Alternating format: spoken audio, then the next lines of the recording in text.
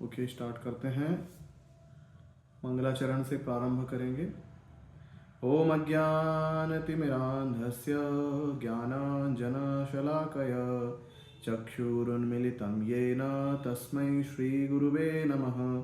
श्रीचैतन्यमनोभीष्टं स्थापितं येन भूतले स्वयं रूपः कदा मह्यं ददाति स्वपदान्तिकं।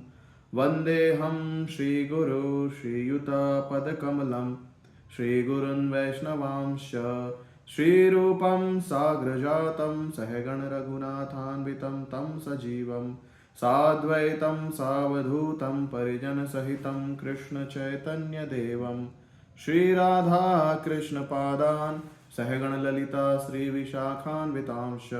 हे कृष्ण करुणा सिन्धु दीनबन्धु जगत्पते गोपेश गोपिकान्त राधाकान्त नमोऽस्तुते। तप्तकाञ्चन गौराङ्गी राधे वृन्दावनेश्वरी वृषभानुसुते देवी प्रणमामि हरिप्रिये।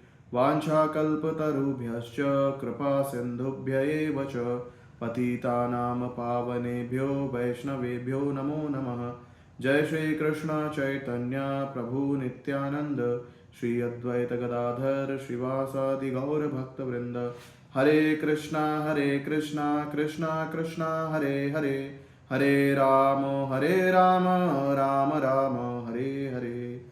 नमो विष्णुपादाय कृष्णप्रेष्ठाय भूतले श्रीमते भक्तिवेदांत स्वामिनिति नामिने। नमस्ते सारस्वते देवे गौरवाणी प्रचारिणे निर्विशेष शून्यवादी पाश्चात्य देशतारिणे।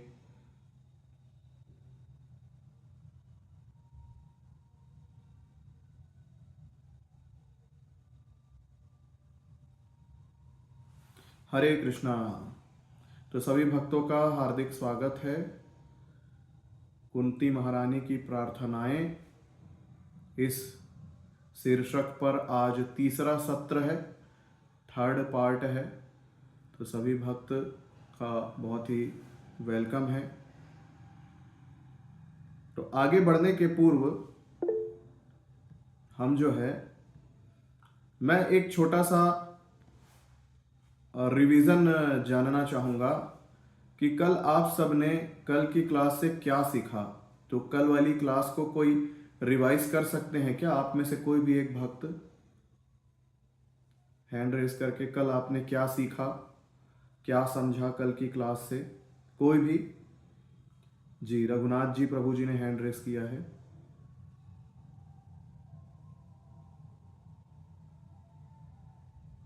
जी, सीमा माता जी ने हैंड रेस किया है। जी माता जी बताइए। हरे कृष्णा प्रभु जी। हरे कृष्णा। प्रभु जी, आपने 2 श्लोक का हमको बताया, तो उसमें हमने यही जाना कि कुंती माता जी की स्तुति जो है, जो प्रार्थना करती है भगवान के लिए, तो वो हमारे लिए शुद्ध भक्ति की ओर अग्रसर करने के लिए है। और कुंती माता जी यही बताया, उसमें प्रार्थना की है कि भगवान को वही जान सकता है जो एक शुद्ध भक्त का है। जो शुद्ध भक्त है वही अच्छे से भगवान को जान सकता है, वरना वो भगवान के सामने जो आवरण है ढका हुआ, वो किसी को नहीं दिखेगा कि वो भगवान क्या है हमारे लिए, और हम उनके लिए क्या है। तो भगवान हमारे आत्मा में छुपे रहते हैं, हमारे आत्मा के अंदर है, पर जी हम देख नहीं पाते क्योंकि हम शुद्ध भक्ति नहीं कर पाते हैं। और उनको जानना हमारे लिए तभी संभव है जब हम शुद्ध भक्ति में आएंगे। हरि नाम जो हम जाप करते हैं, वो भी हमारा 10 नाम अपराध जो है उसके तहत हम अगर करते हैं शुद्ध मन से, जी तभी हम भगवान को अच्छे से समझ सकते हैं, जान सकते हैं। जिस तरह से कुंती माता जी ने प्रार्थना किया, स्तुति किया, और वो जान गई कि भगवान क्या है, उन्होंने कितना किस तरह से सब 5 पांडवों की मदद की, उनकी मदद की, उनके परिवार की मदद की, उनका साथ दिया, सखा बन के भी उन्होंने कृष्ण का साथ दिया, उनके सारथी बने। तो ये चीज है प्रभु जी। हरि बोल। और आपने तो भक्त बहुत बहुत बढ़िया पूरा निष्कर्ष बता दिया कि किस प्रकार से जो है वो हमको भगवान की शुद्ध भक्ति करेंगे, भगवान से प्रेम करेंगे, तभी भगवान को जो है वो हम हृदय में, और भगवान को हृदय के अंत और हृदय के बाहर जो है हम उनका दर्शन कर पाएंगे। वाह, बहुत हरि बहुत बोल। धन्यवाद। हरि बोल। जी, राम श्रद्धा माता जी ने भी हैंड रेस किया है। जी माता जी। हरे कृष्ण प्रभु जी, धन्यवाद, प्रणाम। हरे कृष्णा। प्रभु जी, कल आपने बताया था कि विद्या ददाति विनय वाला श्लोक आपने बताया था कि जी। मतलब ट्रांसफॉर्मेशन आना चाहिए। अगर यस। कुछ ज्ञान ग्रहण कर रहे हैं तो उनसे मतलब कुछ ट्रांसफॉर्मेशन, कुछ विनय या कुछ विनम्रता, ऐसा कुछ भाव आना चाहिए। और चार चार चीजों में लोग लगे हुए हैं, ये भी आपने बताया था, आहार, निद्रा, भय, मैथुन। जी। और आपने दो प्रकार की अ, मूर्ख लोग होते हैं उनके बारे में बताया था कि नास्तिक होते हैं और एक जो देह से अपना पहचान करते हैं वो वाह। लोग होते हैं। जी। और आपने लास्ट लास्ट में प्रभुपाद जी का एक बताया था जहाँ पे वो समुद्र में समुद्र के पास रहते हैं, जहाँ उनको एक शिष्य उनके शिष्य को वो बोलते हैं कि आप जाइए समुद्र में और सूरज वगैरह भी है, मतलब आप नहा सकते हैं। तो उनके एक शिष्य उनको मना कर देते हैं कि वहाँ मतलब भौतिक चीजों में अगर हम लगेंगे तो भगवान को भूल जाएंगे। तो बट प्रभुपाद जी ने वहाँ पे बहुत अच्छा बताते हैं कि सूरज की किरणें हैं, सूरज है, ये खुद खुद में ही भगवान है स्वयं।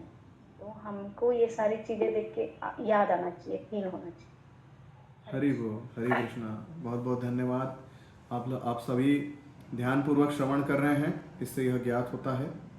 तो सभी को जो है भगवान की कृपा प्राप्त हो, कुंती महारानी की तरह जो है वो सभी को भगवान का वह प्रेम प्राप्त हो, ऐसा मैं जो है वो भगवान से प्रार्थना करता हूँ। तो कल हमने जो है वो संसार की धुरी के विषय में चर्चा की, है ना। कल हमने श्लोक देखा, माया जवनिका छन्नम। तो माया के किस प्रकार से जो है माया के आवरण से जो है भगवान खुद को ढके हुए रहते हैं। भगवान ऐसी ऐसी लीलाएं करते हैं कि लोगों को लगता है, जो अभक्त लोग हैं उनको लगता है कि ये सामान्य मनुष्य हैं, और ज़्यादा ऐसी लीलाएं करते हैं कि जिससे उनको लगता है कि भगवान जो है वो भगवान नहीं है ना। जैसे कि माखन चोरी करना, और जो है वो गोपियों का चीर हरण करना, और अपनी पत्नी के जो है वो वियोग में रोना, ये सारे कार्य जो है वो बड़े मानवीय लगते हैं। तो सांसारी लोगों को यह आभास होता है कि ये तो मानव है ना। तो इस प्रकार से भगवान जो है वो अपने आप को ढके हुए रहते हैं। है ना, क्या बोलते हैं, अवजानन्ति मां मूढ़ा मानुषितानुमाश्रितम परम भावम जानन्तो, है ना। जब मैं मनुष्य रूप में अवतरित होता हूं तो मूर्ख मेरा उपहास करते हैं, वे मुझ परमेश्वर के दिव्य स्वभाव को नहीं जानते, ऐसा बोल रहे हैं, है ना। तो भगवान अधोक्षज कौन होते हैं? जो इंद्रियों के ज्ञान से नहीं समझा जा सकता, जिनको अधोक्षज कहलाते हैं भगवान। अव्ययम अर्थात जिनका कोई व्यय होता ही नहीं है ना। न लक्ष्यते मूढ़ दृशा अर्थात मूर्ख लोगों को नहीं दिखाई देते। मूर्ख दर्शक जो होते हैं, जैसे नाटक के कलाकार जो है वो जो नाटक करते हैं, किस मुद्रा में किस किस जो है वो नाट्य शैली में नाटक कर रहे हैं, वह उनको नहीं समझ में आता। लेकिन जो एक्सपर्ट होते हैं वे समझ पाते हैं। वैसे ही जो है जो भक्त होते हैं, वे भक्त भगवान की ऐसी लीलाओं को समझ पाते हैं, जबकि सामान्य लोग सोचते हैं कि ये क्या है, ये बस ऐसे ही है, मनुष्य की तरह, मनुष्यत्व, मानुषिक लीलाएं हैं, ये मनुष्य है, ऐसा बोलते हैं। नटो नाट्य धरो यथा कहा कुंती महारानी ने। नटो नाट्य मतलब नाटक के कलाकार के जो विभिन्न विभिन्न किरदार होते हैं, भगवान वैसा ही जो है वो कला प्रस्तुत करते हैं, है ना। भगवत गीता में स्वयं भगवान कहते हैं, सर्वस्व चाहम हृदय सन्निविष्टो मत्तः स्मृतिम ज्ञान अपहरणम चल। तो सभी के जो है वो हृदय में भगवान निवास करते हैं। और क्या है, एक श्लोक, उपदृष्टा अनुमंता च, परमात्मा रूप में उपदृष्टा और अनुमंता के रूप में सभी के हृदय में रहते हैं। लेकिन वही भगवान जो है वो जब शांति दूत बनकर जाते हैं दुर्योधन के समक्ष, दुर्योधन को प्रेरित करते हैं हृदय से कि तुम जो है यह शांति प्रस्ताव नकार दो, है ना। बड़ी विचित्र बात है। तो जब भगवान सभी के हृदय के अंदर है, तो फिर भगवान जो है वो उनको युद्ध करने के लिए क्यों प्रेरित कर रहे हैं? तो ये भगवान की क्या है, ये लीला है, ये नाट्य है कृष्ण का। क्यों ऐसा करते हैं भगवान? सबसे बड़ा पॉइंट है क्या, परित्राणाय साधुना, साधुओं का परित्राण करने के लिए। भगवान जो है अपने भक्तों को, साधुओं का परित्राण करने के लिए, उनको आनंद प्रदान करने के लिए ही केवल उनका प्राइमरी ड्यूटी है ना। और फिर उसके बाद हमने देखा कि साधु नाम बोल रहे हैं, तो विष्णु पितामह तो बड़े साधु थे। फिर उनका जो है वो वध क्यों करवाया अर्जुन से?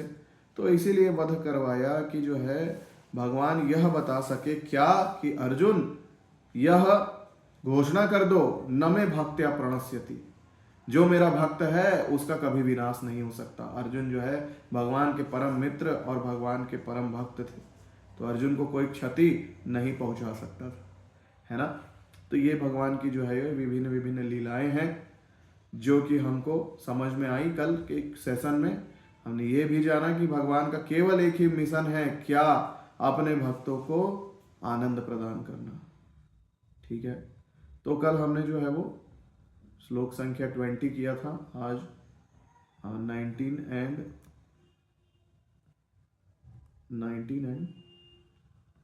हाँ 19 किया था, तो आज 20 करेंगे। 20वां नंबर श्लोका है आप सभी के पास। आई होप आप सबके पास यह श्लोका वो अवेलेबल हो। तो मैं श्लोक पढ़ता हूँ। तथा परम हंसानां मुनीनामलात्मनां भक्ति योग विधानार्थं कथं पश्येमहि स्त्रियः। तथा परम हंसानां मुनीनामलात्मनां भक्ति योग विधानार्थं कथं पश्येमहि स्त्रियः। तथा परम हंसानां मुनीनामलात्मनां भक्ति योग विधानार्थं कथं पश्येमहि स्त्रियः। तो आप में से कोई भक्त पढ़ सकते हैं हैंड रेस करके? कोई पढ़ना चाहते हैं? नए भक्त पढ़िए। हाँ श्रेया माता जी। जी माता जी पढ़िए। हरे कृष्ण। तथा परमहंसानां मुनीनाम् अमलात्मनां भक्तियोगविधानार्थं कथं पश्येमहि स्त्रियः। हरे कृष्ण। हरे कृष्ण। हरि बोल। सुत गोस्वामी प्रभु जी। हरे कृष्णा प्रभु जी, धन्यवाद प्रणाम। हरे कृष्णा, धन्यवाद प्रणाम। तथा परम हंसानां मुनीनां अमलात्मनां भक्ति योग विधिनार्थ कथम पश्यामि स्त्रियां। हरे कृष्ण। हरि बोल। हरे कृष्णा। ठीक है, तो आगे बढ़ते हैं, शब्दार्थ पढ़ते हैं। तथा इसके अतिरिक्त परमहंसा नाम उन्नत आध्यात्मवादियों का, मुनि नाम महान चिंतकों या विचारकों का, अमल आत्मा नाम आत्मा तथा पदार्थ में अंतर करने में सक्षम, भक्ति योग भक्ति का विज्ञान, विधानार्थम संपन्न करने के लिए, कथम कैसे, पश्येम देख सकती है, ही निश्चित ही, स्त्रियः स्त्रियां। अनुवाद: आप उन्नत आध्यात्मवादियों तथा आत्मा एवं पदार्थ में अंतर करने में सक्षम होने से शुद्ध बने विचारकों के हृदयों में भक्ति के दिव्य विज्ञान का प्रसार करने के लिए स्वयं अवतरित होते हैं। तो फिर हम स्त्रियां आपको किस तरह पूर्ण रूप से जान सकती हैं?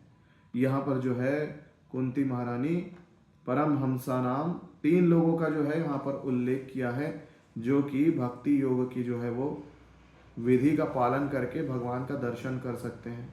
वे 3 लोग कौन हैं? पहले बोला है उन्होंने परमहंसा नाम, फिर मुनि नाम, फिर अमल आत्मा नाम। ये 3 प्रकार के लोग होते हैं। तो आइए चलिए हम चर्चा करते हैं कि ये 3 प्रकार के वे व्यक्ति कौन हैं जिनके विषय में कुंती महारानी कह रही है। ठीक है, तो 3 तरह से आपको जान पाते हैं, 3 तरह के लोग, 3 प्रकार के लोग, परमहंस, मुनि और अमल आत्मा। ठीक है, और उसके बाद फिर प्रश्न कर रही है कुंती महारानी कि ये 3 प्रकार के लोग आपको जान पाते हैं, तो हम स्त्रियों का क्या? हम स्त्रियां कैसे आपको जान सकती हैं? हम तो ना तो परमहंस हैं, ना मुनि है, ना अमल आत्मा है ना। ये कुंती महारानी पूछ रही है। तो परमहंस कौन होते हैं? परमहंस वे होते हैं विद्वान, संत, उन्नत आध्यात्मवादी, जो भौतिकता को निकाल कर आध्यात्मिकता ग्रहण करते हैं, है ना। विद्वान संत होते हैं और उन्नत आध्यात्मवादी होते हैं, और संसार की भौतिकता से भौतिकता को निकालकर उस भौतिकता में से केवल आध्यात्मिकता को ग्रहण करते हैं। अर्थात भौतिकता का लेस मात्र भी प्रभाव जिनके ऊपर नहीं पड़ता, ऐसे कहलाते हैं परमहंस। परमहंस क्यों बोला गया है? क्योंकि हंस एक एक एक पक्षी होता है हंस, उसकी क्या क्वालिटी होती है? हंस के सामने पानी मिला हुआ दूध जब उसको पीने के लिए देते हैं तो हंस जो है वो दूध दूध पी जाता है और पानी पानी छोड़ जाता है ना। तो हंस में जो है ये डिस्क्रिमिनेशन की क्वालिटी पाई जाती है। और वही जो है ये परमहंस, ये मुनि, ये परमहंस जो विद्वान होते हैं, जो संत होते हैं, वे संसार की भौतिकता में से, देखिए भौतिक संसाधनों का प्रयोग तो जो है वो संत भी करते हैं, लेकिन वह उन भौतिक संसाधनों में लिप्त नहीं होते, जबकि उसका प्रयोग वो भगवान की सेवा में करते हैं, है ना। इसको बोलते हैं युक्त वैराग्य। जैसे कि श्रीला प्रभुपाद ने जो है सारे जो है वो गैजेट्स, इलेक्ट्रॉनिक गैजेट्स जो उस समय उपलब्ध थे, उन सारे इलेक्ट्रॉनिक गैजेट्स का जो है वो उन्होंने उपयोग किया ग्रंथ लिखने के लिए। टाइपराइटर, डिक्टाफोन और प्रिंटिंग प्रेस, टेलीफोन, टेलीग्राम, सारा जो है वो प्रभुपाद ने उपयोग किया, है ना। और प्रभुपाद के गुरु महाराज तो और प्रभुपाद से आगे, है ना। तो ये देखिए क्या होता है कि ये ऐसा लगता है कि सांसारिक वस्तुओं का प्रयोग कर रहे हैं, जैसे हम भी उपयोग करते हैं। लैपटॉप है, स्मार्टफोन है ना, लाइट है, पंखे हैं, एसी, कूलर, है ना, गाड़ियां हैं, इन सब का हम प्रयोग करते हैं, लेकिन किस लिए करते हैं? भगवान की सेवा के लिए। तो भौतिकता को निकालकर आध्यात्मिकता, भौतिकता में से आध्यात्मिकता निकालने की सीख देते हैं ये परमहंस जो होते हैं, है ना। श्रील प्रभुपाद जो है वो परमहंस थे। अच्छा, सबसे बड़ी बात इसमें क्या होती है? जड़ और चेतन में अंतर को समझते हैं। जड़ और चेतन में जो अंतर है, जड़ अर्थात निर्जीव पदार्थ और चेतन अर्थात जो है वो जिनके अंदर आत्मा है, ऐसे पदार्थों के अंतर को जो है वो समझते हैं। जड़ पदार्थों के प्रति आसक्त नहीं होते और आत्म पदार्थों के प्रति जो है वो दया भाव व्यक्त करते हैं कि कैसे जो है इनको भगवान तक ले जाया जाए, कैसे इनका जो है वो इनको जो है वो अवेयर किया जाए, इनको उन्नत किया जाए, इनको भी परमहंस बनाया जाए। तो ऐसे विद्वान संतों को, उन्नत आध्यात्मवादियों को जो दूसरों के लिए कार्य करते हैं, इनको कहते हैं परमहंस, है ना। अब देखिए आसक्त व्यक्ति किसको बोलते हैं? आसक्त या आसक्ति जो इंद्रिय भोग में सहायता करता है ना, उससे जो है लोग आसक्त हो जाते हैं। किसी मनुष्य के देहात्म बुद्धि में स्थित किसी जीव के इंद्रिय भोग को बढ़ाने के लिए कोई भी मनुष्य हो, चाहे कोई जो है वो गैजेट हो या कोई जो है उसकी सामग्री, साध सामग्री हो, इसका प्रयोग जो है वो करता है और उसका इंद्रिय भोग में वृद्धि होती है, इंद्रिय तृप्ति में वृद्धि होती है, तो वो उसके प्रति आसक्त हो जाता है, मतलब अटैच हो जाता है, उसको मोह हो जाता है ना। और जो इससे उनको दूर करता है, उससे उसको क्या हो जाता है? उससे उसको ईर्ष्या हो जाती है, नफरत हो जाती है कि ये जो है ये मेरे इंद्रिय भोग में व्यवधान उत्पन्न कर रहा है, वह उसका शत्रु बन जाता है। और स्वयं को क्या समझने लगता है? अहम ईश्वरम परम। जो आसक्त व्यक्ति है इंद्रिय भोग में इतना ज्यादा आसक्त हो जाता है कि वह खुद को ही भगवान समझने लगता है ना। लेकिन क्या होता है कि हमको जो है परमहंस जो है, परमहंसों से हमको सीखना चाहिए। परमहंस संसार में तो रहते हैं, लेकिन संसार उनके भीतर नहीं होता, है ना। एक बहुत सुंदर उदाहरण आता है कि पानी के ऊपर नाव होना चाहिए, नाव में पानी नहीं होना चाहिए, है ना। अगर नाव में पानी होगा तो नाव क्या होगी? डूब जाएगी। वैसे ही मन के अंदर संसार नहीं होना चाहिए, है ना। ठीक है। तो ये चीज जो है हमको देखने को मिलती है, इन परमहंस संतों से सीखने को मिलता है। जैसे कि क्या होता है, ये लोग जानते हैं जड़ और चेतन के इस डिफरेंस को, ये लोग समझते हैं कि किस प्रकार से हमें जो है वो अपनी चेतना को भगवान में लगाना है, कौन सी वस्तु जो है वो भगवान से संबंधित है। जैसे कि बैंक में कैशियर होता है, बैंक में कैशियर जो है वो लाखों जो है वो नोटों की गड्डियां गिनता है, लेकिन जानता है ना कि ये धन मेरा नहीं है ना। वो जानता है कि ये सारी पत्तियां जो है वो मेरी नहीं है। ये सारी जो है वो जो नोटों की गड्डियां हैं, हरी हरी पत्तियां हैं ये सब मेरी नहीं है। ये बैंक का कैशियर जानता है। वैसे ही जो है वो परमहंस जानते हैं कि ये सारा सब कुछ जो है वो समस्त संसार किनका है, ये भगवान का है। मतलब कि ये इस प्रकार से इसको समझ सकते हैं कि संसार में तो रहते हैं लेकिन संसार उनके ऊपर नहीं होता। जैसे कि एक एग्जाम्पल, बहुत ही बेस्ट एग्जाम्पल है कमल के पत्तों का। कमल के पत्ते जो है वो ना तो पानी उनको छू नहीं पाता, पानी उसके ऊपर पड़ता है, बूंदे पड़ती हैं, हिलती डुलती, फिर वो नीचे गिर जाती है। भगवान भी भगवत गीता में बताते हैं कि ब्रह्मण्याधाय कर्माणि संगस त्यक्ता करोति यः लिप्यते न स पापेन पद्मपत्रमिवाम्भसा। जो व्यक्ति कर्म फलों को परमेश्वर को समर्पित करके आसक्ति रहित होकर अपना कर्म करता है, वह पाप कर्मों से उसी प्रकार अप्रभावित रहता है जिस प्रकार कमल पत्र जल से अस्पृश्य रहता है। भगवत गीता अध्याय 5 श्लोक संख्या 10। फिर से एक बार अनुवाद पढ़ता हूं, ध्यान से सुनिएगा। जो व्यक्ति कर्म फलों को परमेश्वर को समर्पित करके आसक्ति रहित होकर अपना कर्म करता है, वह पाप कर्मों से उसी प्रकार अप्रभावित रहता है जिस प्रकार कमल पत्र जल से अस्पृश्य रहता है ना। तो सारा कर्म यदि कोई भगवान को अर्पित कर दे तो वो किस प्रकार से पापों कर्मों से अप्रभावित रहेगा, जैसे कमल पत्र जो है वो जल कमल के पत्ते को छू नहीं सकता, उसी प्रकार, है ना। तो ऐसे परमहंस होते हैं। दूसरा बताया है कुंती महारानी दूसरी कैटेगरी के लोगों के बारे में बता रहे हैं। वो कौन होते हैं? होते हैं मुनि नाम।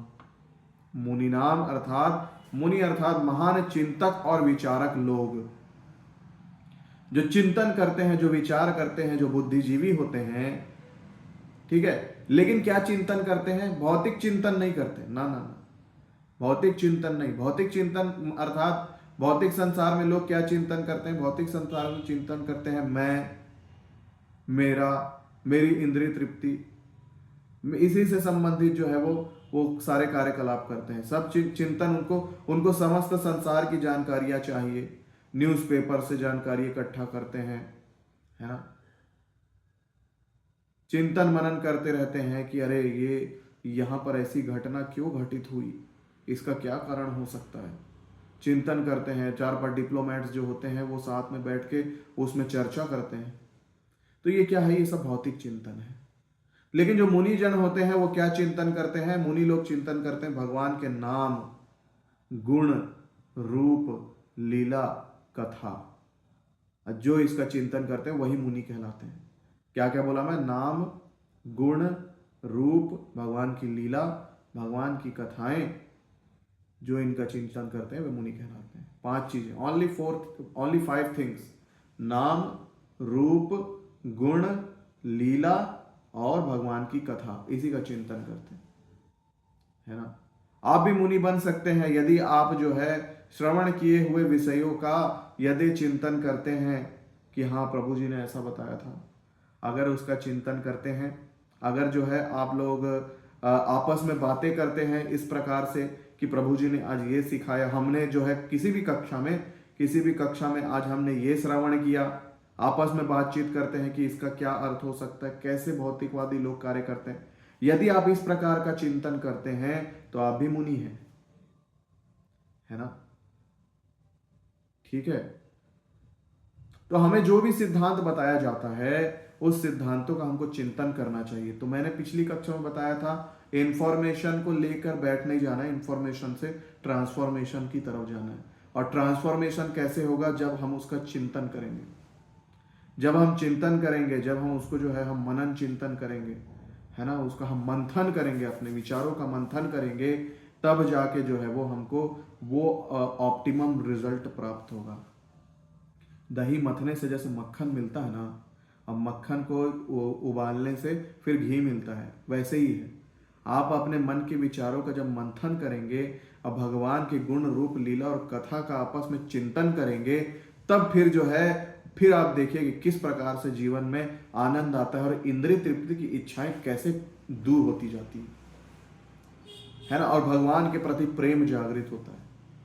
तो ये सारे गुण जो होते हैं वो मुनियों के होते हैं, है ना। तो हमें क्या करना है? हम जो भी श्रवण कर रहे हैं चाहे वह हम खुद से श्रवण कर रहे हो या खुद से खुद को सुना रहे हो। खुद से खुद को सुनाना मतलब पठन करना। जो भी हम पाठन करते हैं, जो भी हम पढ़ते हैं, श्रील प्रभुपाद की पुस्तक जो पढ़ते हैं, वह पढ़ना केवल पढ़ना नहीं है। उस पढ़ने का अर्थ है कि आप पढ़ के अपने आप को सुना रहे हो, है ना, अपने आप को कथा सुना रहे हो। तो ऐसा जो है इस प्रकार से हमको करना होता है, तभी जो है वो जीवन में वह अभूतपूर्व बदलाव आएगा, जिन बदलावों का हम प्रयोग करके अपने जीवन में कृष्ण भक्ति प्राप्त कर सकते हैं। ठीक है। अगला है अमल आत्मा। कुंती महारानी तीसरे प्रकार के लोगों को कह रही हैं। कौन कौन होते हैं? अमल आत्मा। अमल आत्मा अर्थात अमल, जिनका मल निर्मल हो गया हो, जिनकी आत्मा निर्मल हो गई हो, है ना। अहम ममेति की भावना जिसके अंदर नहीं है कि मैं ही मैं, मेरा, आई मी एंड माई सेल्फ, जिसके अंदर ये भावना समाप्त हो गई है, जिसके मन से जो है यह सांसारिक काम, क्रोध, लोभ, मोह, मद और मत्सर्य जिनके मन से समाप्त हो गया है, वह कहलाता है अमल आत्मा, है ना। चेतोदर्पण मार्जनम भव महादावाग्नि निर्वापनम श्रीय कैरव चंद्रिका वितरणम। तो चेतो दर्पण मार्जनम कहते हैं ना चैतन्य महाप्रभु, चित्त रूपी दर्पण का मार्जन करने के लिए क्या करना है? केवल हरि का कीर्तन करना है। अर्थात महाप्रभु कह रहे हैं कि हमारे चित्त में बहुत ज्यादा मल है, गंदगी है, धूल की मोटी परत जमी हुई है। तो ये धूल की जो मोटी परत है, जो किसकी है? काम, क्रोध, लोभ, मोह, मद और मत्सर्य। इससे जब हम मुक्त हो पाएंगे, देखो दर्पण को आप यदि आपके जैसे दर्पण यदि गंदा है तो आप अपने मुंह को कितना भी धो लो वो गंदा ही दिखेगा, है ना। और दर्पण में जो है वो स्पष्ट आपका प्रतिबिंब तब तक नहीं दिखाई देगा जब तक आप उसको अच्छे से साफ नहीं करते। आपके हृदय के भगवान श्री कृष्ण को, हृदय की प्रेमा भक्ति को तब तक आप नहीं देख सकते जब तक आप अपने चित्त रूपी दर्पण को निर्मल नहीं कर लोगे। तो ऐसा जो है वो, ऐसा कौन कह रही है?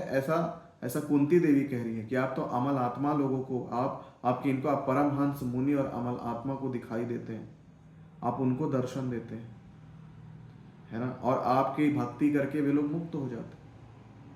तो मैं तो स्त्री हूं, मैं क्या करूं? स्त्री का स्वभाव कैसा होता है? स्त्रियों का स्वभाव, स्त्रियां जो है वो ज्यादा थोड़ी सी भौतिकता में ज्यादा लिप्त रहते हैं और इंद्रिय तृप्ति की इच्छाएं उनके अंदर ज्यादा होती, मन चंचल होता है, ऐसा कह रही है कुंती महारानी। तो हम क्या करें? हम आपकी जो है वो आपकी प्रेमा भक्ति कैसे प्राप्त करें? ना तो हम बहुत ज्यादा ज्ञानी हैं। देखिए इतने सारे ज्ञान की बातें बोलने के बाद भी कुंती महारानी कह रही हैं कि हम तो ज्ञानी नहीं है, तो हम क्या करें? आप तो केवल लीलाएं करते हो परमहंस मुनि और अमल आत्मा जीवों के लिए, इन भक्तों के लिए आप जो है वो मधुर मधुर लीलाएं करते हैं। हाँ, मधुर लीलाएं करते हैं। देखिए, और ऐसे जीव जो है वो ऐसे व्यक्ति जो है वो आपकी भक्ति में फिर लिप्त हो जाते हैं। जैसे कि सुखदेव गोस्वामी पहले ब्रह्मवादी थे, हाँ, लेकिन जो है एक गरुड़िया आया, उसने एक श्लोक बोला, अहो बकीयम स्तन काल कूटम, है ना। जब ये वाला श्लोक वह गुनगुनाते हुए वह गरुड़िया वन में भटक रहा था, तो उन्होंने सुना कि अरे इतने कृपालु कौन हो सकते हैं जिन्होंने अपने स्तन में जहर लगाकर मारने के लिए आई हुई उस राक्षसी को भी माता का स्थान प्रदान कर दिया।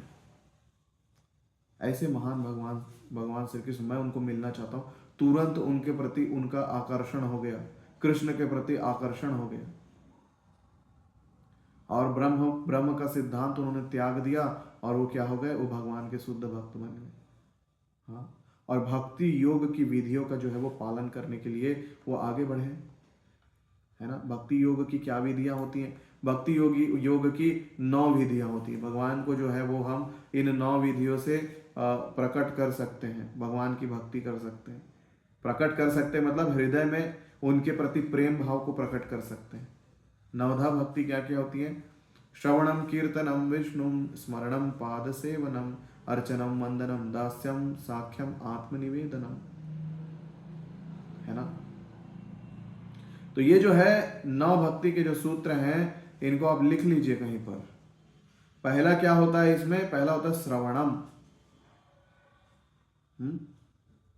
श्रवणम, श्रवणम, श्रवण करके किन्होंने भक्ति प्राप्त की, श्रवण करके किन्होंने भगवान कृष्ण का प्रेम प्राप्त किया, तो वो थे परीक्षित महाराज।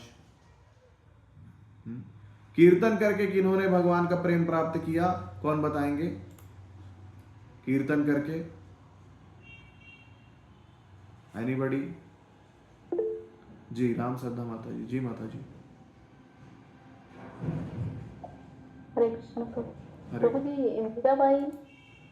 हाँ, नहीं, यहाँ हमारे शास्त्रों में जो बताया गया है वो है कीर्तन करके जो है सुखदेव गोस्वामी ने जो है वो भगवान का प्रेम प्राप्त किया। ठीक है, लिख लीजिए। श्रवणम में कौन है? परीक्षित महाराज है। कीर्तन में है सुखदेव गोस्वामी, है ना। स्मरण में है, स्मरणम, प्रहलाद महाराज, जो सदैव भगवान विष्णु का स्मरण करते थे, विष्णु स्मरण, प्रहलाद महाराज। अर्चनम, अर्चना करके जिन्होंने सेवा की वो है पृथु महाराज। वंदनम, भगवान से वंदना की, अक्रूर जी। दास्यम, दास्य भाव में होते हैं हनुमान जी। साख्यम, साख्य भाव में होते हैं अर्जुन। और आत्मनिवेदनम, आत्मनिवेदन किसने किया? ये तो बहुत सरल है, कोई भी बता सकते हैं। आत्मनिवेदनम कौन है? कौन बताएंगे? जी श्रेया माता जी। बलि महाराज। हाँ, हरि बोल। आत्मनिवेदन किन्होंने किया? आत्मनिवेदन किया बलि महाराज ने। ठीक है, बहुत बहुत धन्यवाद। तो कुंती महारानी कह रही कि हम स्त्रियों का कैसे कल्याण होगा, हम स्त्रियां क्या करें। लेकिन इस संसार में जो भगवान की जो संरचना है, इसमें भगवान ने बनाया कि स्त्रियों का जो है वो हृदय काफी सरल होता है। स्त्रियां सरल होती है, स्त्रियों में धार्मिक प्रवृत्ति सरलता से उजागर होती है। सरलता से धार्मिकता को जो है वो, धार्मिक प्रवृत्ति को सरलता से स्त्रियां स्वीकार करती है ना। देखिए, हर जीव के अंदर कृष्ण प्रेम बहुत स्वतः होता है, हर जीव के अंदर स्वतः ही कृष्ण प्रेम होता है, लेकिन स्त्रियों के अंदर वह भाव बहुत सरलता से सजागृत होता है, ऐसा शास्त्रों में बताया गया है। स्त्रियों में वह भाव जो है वो सरलता से जागृत है, जबकि पुरुष जो होते हैं वो अपने अहंकार के, अहम के कारण जो है वो भगवान को स्वीकार नहीं कर पाते, है ना।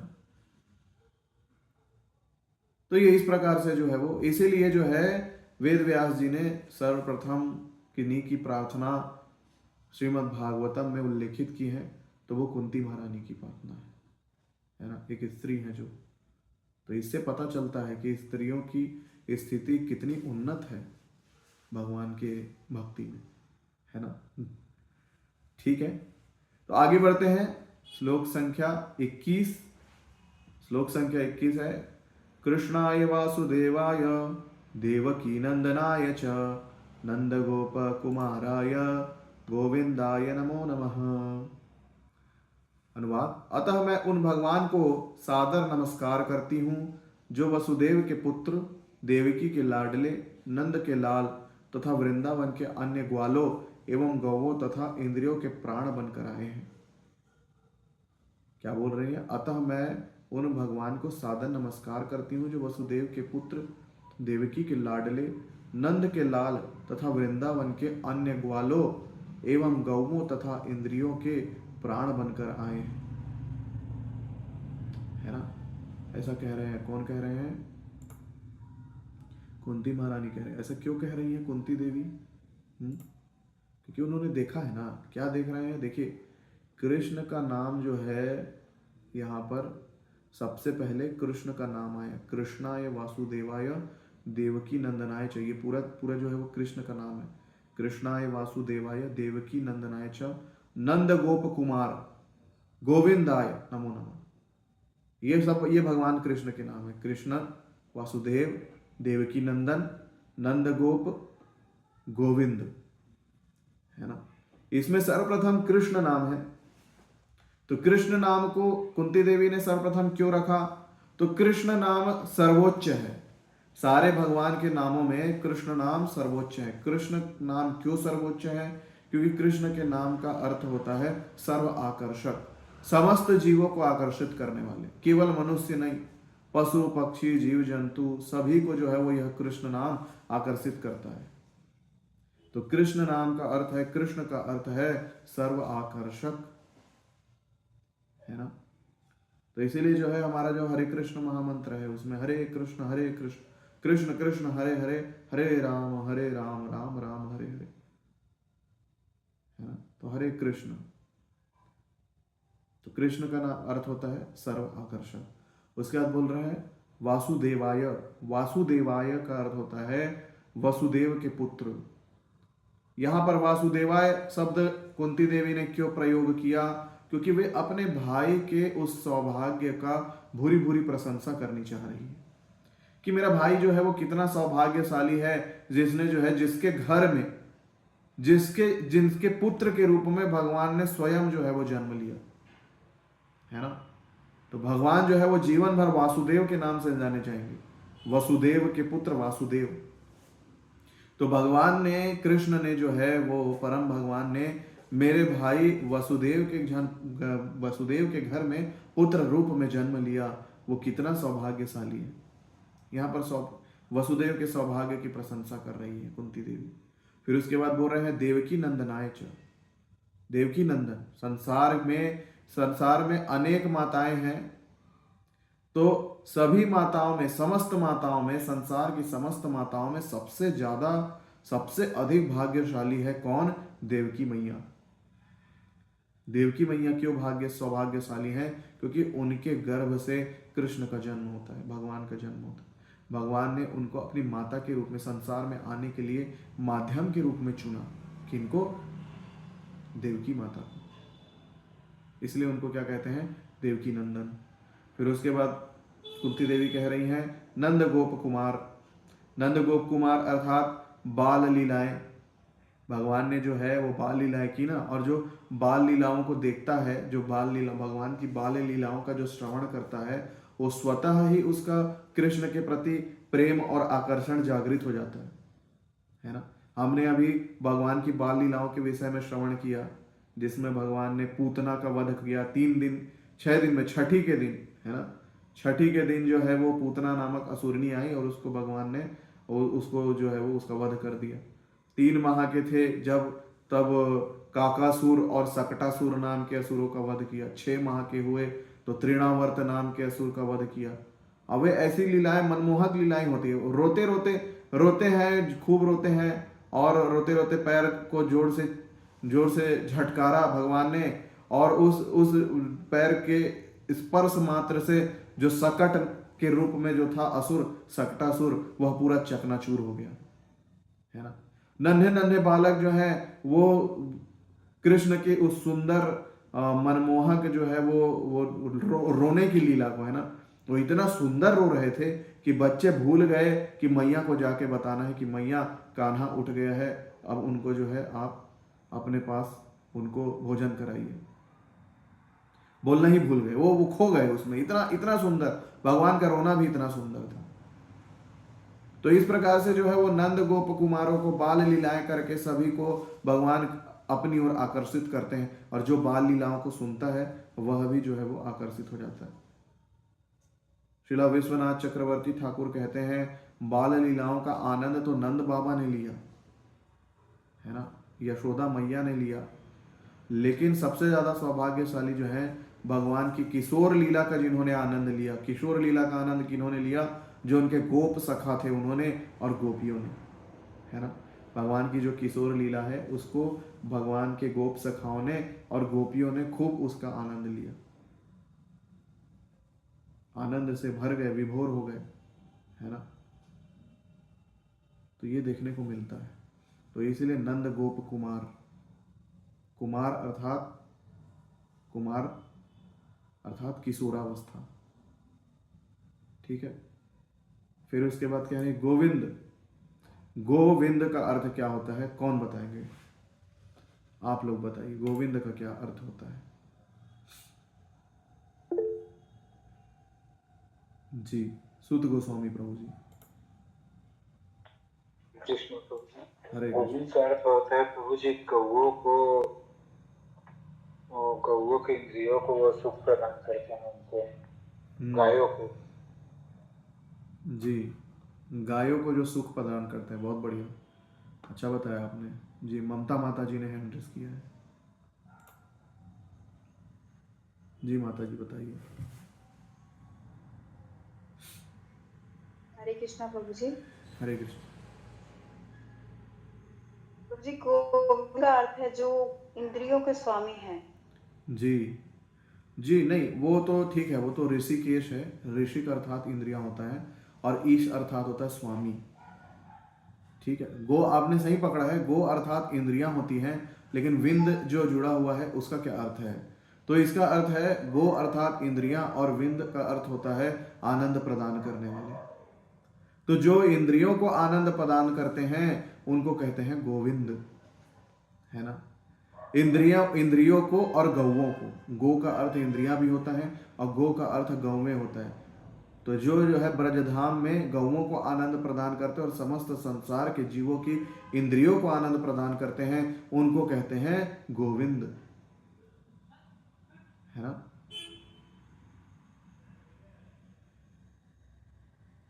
तो ये गोविंद नाम भगवान को कैसे मिला, कहां से प्राप्त हुआ, आपको पता है?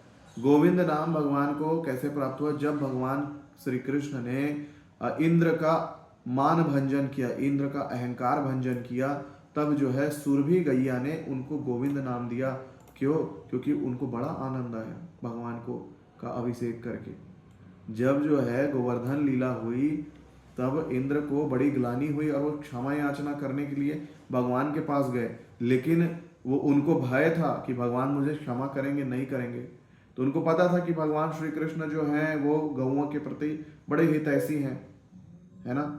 गौ माता के हितैषी हैं, तो गौ माता के हितैषी हैं, तो मैं सुरभि गौ को लेकर जाता हूँ, जो कि कामधेनु गाय है। सुरभि गाय को लेकर जाता हूँ, तो उन्हें वो देखेंगे तो वो मुझे माफ कर देंगे, मुझ पर क्रोध नहीं करेंगे। तो सुरभि गौ के साथ जो है वो इंद्रदेव गए भगवान के पास, क्षमा याचना की, और सुरभि गाय के दूध से ही जो है वो भगवान का वहीं पर अभिषेक किया। और जब अभिषेक किया तो उन सुरभि माता को जो है बड़ा आनंद आया भगवान कृष्ण का अपने दूध से अभिषेक करने से। तो उन सुरभि माता ने उनको गोविंद नाम दिया।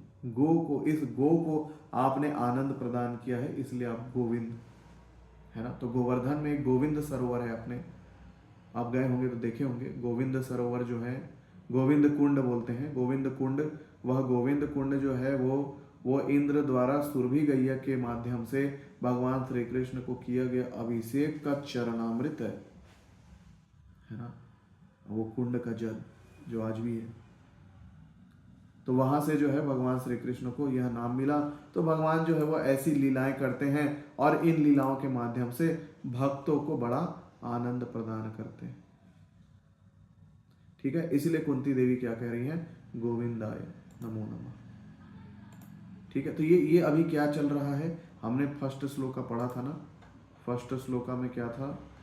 नमस्ये पुरुषम त्वाद्यम ईश्वरम प्रकृते परम। मतलब कुंती देवी जो है वो अभी भी कृष्ण को नमस्कार ही कर रही हैं। लेकिन बताया जाता है कि जब कृष्ण कुंती माता के इस नमस्कार को देखकर बड़े ही असहज सा अनुभव करते हैं, तो कुंती देवी कहती हैं, कुंती माता क्या कहती हैं? नमः पंकज नाभाय नमः पंकज मालिने नमः पंकज नेत्राय नमस्ते पंकजांग्रये। ये कहती है कुंती माता। क्या कह रही है? कि अब जो है उन्होंने चरण की वंदना नहीं की। अब उन्होंने क्या कहा? जिनके उदर के मध्य में कमल पुष्प के सदृश गर्द है, जो सदैव कमल पुष्प की माला धारण करते हैं, जिनकी चितवन कमल पुष्प के समान शीतल है और जिनके चरणों के तलवों में कमल अंकित हैं, उन भगवान को मैं सादर नमस्कार करती हूँ। क्या बोल रहे हैं कुंती माता? कि जिनके उदर के मध्य में कमल के। तो कुंती देवी ने क्या किया कि अब उन्होंने जो है चरण की का जो है वंदना करने के बजाय और थोड़ा सा ऊपर है ना। जब भगवान ने कहा कि आप तो मेरी बुआ हैं, मैं जीवन भर आपका जो है वो चरण स्पर्श करता रहा हूँ, तो आप मेरा चरण स्पर्श क्यों कर रही हैं। तो फिर उन्होंने फिर क्या किया, नाभि का वर्णन किया कि आपकी नाभि से जो है वो क्या होता है, वो संसार की उत्पत्ति करने वाले, संसार का निर्माण करने वाले ब्रह्मा जी की उत्पत्ति होती है। पंकज नाभ।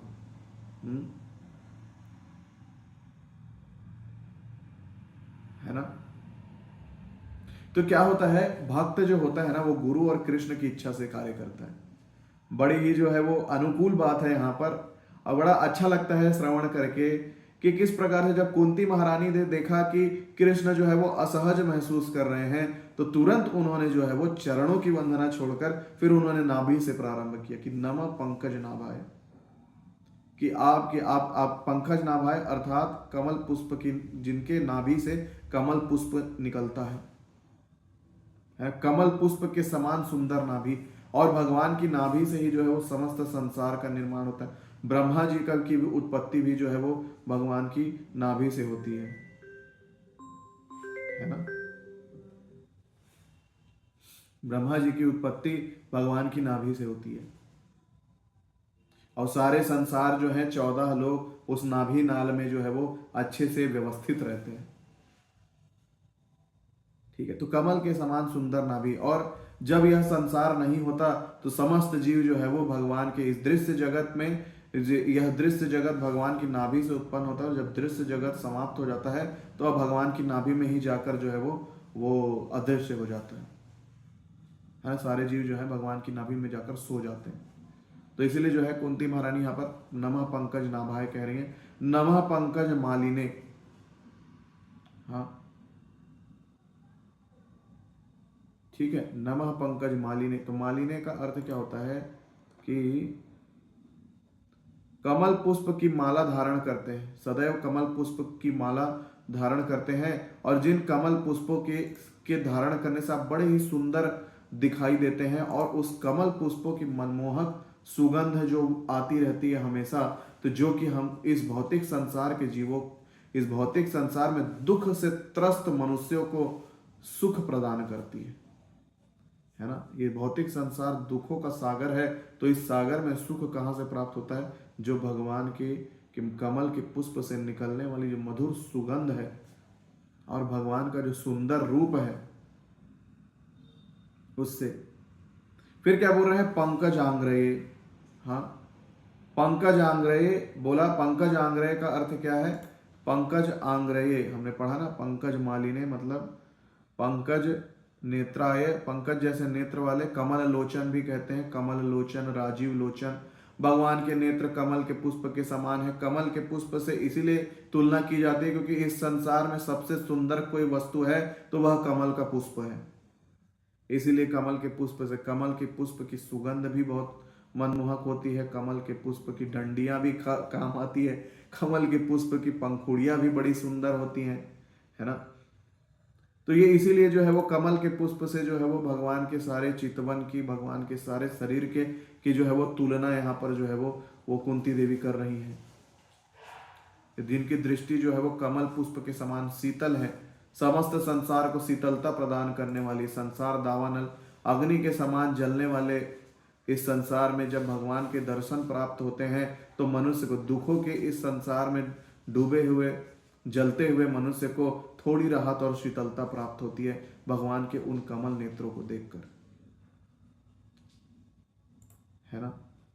तो ऐसा बताया जा रहा है। तो पंकज आंग्रय, पंकज आंग्रय का अर्थ है कि कमल पुष्पों से अंकित चरणों के तलवों वाले की। तो आखिर जो है कुंती देवी आखिर भगवान के चरणों का वर्णन करने से खुद को रोक नहीं पाती। तो भक्त का स्वभाव होता है, भक्त जो है ना वो सदैव भगवान के चरणों का ही स्मरण करता रहता है। भक्त का यही स्वभाव होता है कि कैसे भी करके चरणों की जो है वो दर्शन हो जाए। चरणों का जो है वो बताया जाता है कि चरण का को जो है जब हम भगवान का स्मरण करते हैं तो भगवान का स्मरण चरण के दर्शन से ही प्रारंभ करना चाहिए, है ना। तो ऐसे जो है, ऐसे भगवान श्री कृष्ण को के चरणों को मैं फिर प्रणाम करती हूँ। तो कुंती महारानी जो है वो पुनः भगवान के चरणों में प्रणाम करने के लिए आ जाती। तो ये क्या है? ये भक्त की व्यवस्था है। भक्त जो है वह चाहे यहाँ पर रिश्तेदार के रूप में ही है, लेकिन फिर भी जो है कुंती देवी अंत में चरण का वर्णन कर ही देती है ना। और चरणों में क्या होता है? कमल के चिन्ह अंकित है भगवान के चरणों में, है ना। तो ये भगवान के शरीर के कुछ विशिष्ट चिन्ह हैं जो कि अन्य सारे व्यक्तियों के शरीर से भिन्न होते हैं। भगवान के यही विशिष्ट चिन्ह, भले ही भगवान हम में से एक जैसे लगते हों, लेकिन वे अपने विशिष्ट शारीरिक लक्षणों के कारण सर्वदा भिन्न रहते हैं। श्रीमती कुंती अपने आप को भगवान का दर्शन कर पाने में अक्षम मानती हैं, क्योंकि वे स्त्री हैं। ऐसा माना जाता है कि स्त्रियां श्रमिक वर्ग, द्विज बंधु, परम सत्य के नाम, यश, लक्षण, रूप आदि से संबंधित दिव्य विषयों को समझने में असमर्थ होते हैं। यद्यपि ऐसे व्यक्ति भगवान की लीलाओं को समझने में असमर्थ होते हैं, तो भी वे भगवान को अर्च विग्रह के रूप में देख सकते हैं, जो उपयुक्त स्त्रियों, श्रमिक वर्ग तथा द्विज बंधुओं समेत समस्त पतित आत्माओं पर दया करने के उद्देश्य से भौतिक जगत में अवतरित होता है। तो हम कहाँ देखते हैं भगवान को? हम विग्रह के रूप में देखते हैं, ठीक है। तो भगवान को विग्रहों के रूप में देखकर हमको भगवान ही हमको समझना चाहिए कि भगवान में और भगवान के विग्रहों में कोई अंतर नहीं, यही साक्षात भगवान है ना। और कुंती देवी ने इतना सुंदर जो है वो भगवान का वर्णन किया है अपनी प्रार्थनाओं में, है ना। तब पहले उन्होंने क्या कहा कि आपको जो है वो परमहंस, मुनि और जो है वो अमल आत्मा जो जीव होते हैं, व्यक्तित्व वाले लोग होते हैं, वही समझ पाते हैं। मेरे जैसी अबोध स्त्री आपको कैसे समझ सकती है, यह कह रही है।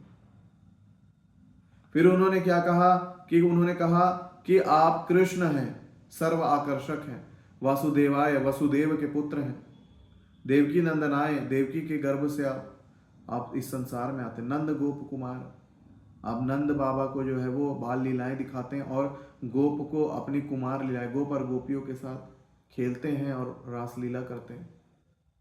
ये कुंती देवी कह रही, मैं आपको नमस्कार करती हूँ। फिर क्या कहती है? नमः पंकज नाभाय, है ना।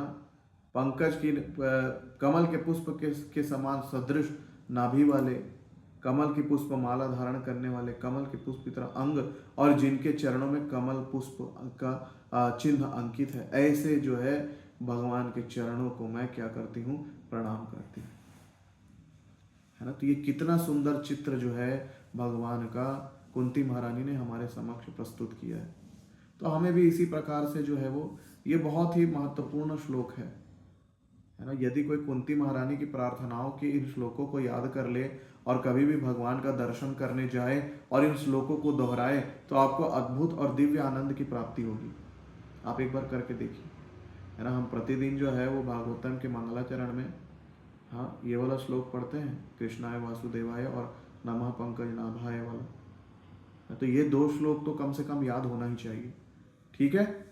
तो आप सभी भक्तों से मेरा अनुरोध है कि आप ये 2 श्लोक का कम से कम याद कीजिए, और जो भक्त सारे श्लोक याद कर सकते हैं वो सभी श्लोकों को याद करें, ठीक है। तो यहीं पर मैं अपनी वाणी को विराम दूंगा। किन्हीं का कोई प्रश्न है आज की कक्षा से संबंधित तो आप लोग पूछ सकते हैं, ठीक है। बहुत बहुत धन्यवाद सभी भक्तों का। हरे कृष्णा। ग्रंथराज श्रीमद् भागवतम महापुराण की जय, समस्त एकत्रित भक्त वृंद की जय। हरि बोल।